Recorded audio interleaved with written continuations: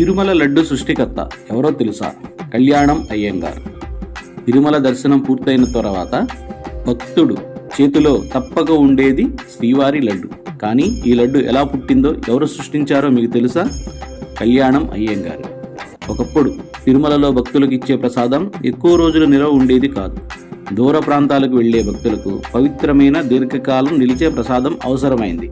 అప్పుడు ముందుకు వచ్చారు కళ్యాణం అయ్యంగార్, తిరుమల శ్రీ వెంకటేశ్వర స్వామి ఆలయ పాకశాల అధికారి. ఆయనకు వంట ఒక వృత్తి కాదు, భక్తి.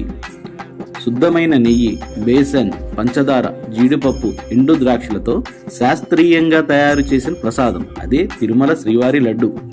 ఎక్కువ రోజులు చిరిపోకుండా నిల్వ, రుచిలో ఏకరీతి, ప్రతి భక్తుడికి సమానంగా లభించే ప్రసాదం. ఇది ప్రపంచంలోనే అత్యంత ప్రఖ్యాతమైన ఆలయ ప్రసాదంగా శ్రీవారి లడ్డు. ఇది కేవలం మిఠాయి కాదు, శ్రీవారి కృపకు ప్రతీక. లడ్డు తయారీ విధానం మారలేదు, తరతరాలుగా అదే సాంప్రదాయం కొనసాగుతుంది. దీని వెనక ఉన్న మహానుభావుడు కళ్యాణం అయ్యంగార్.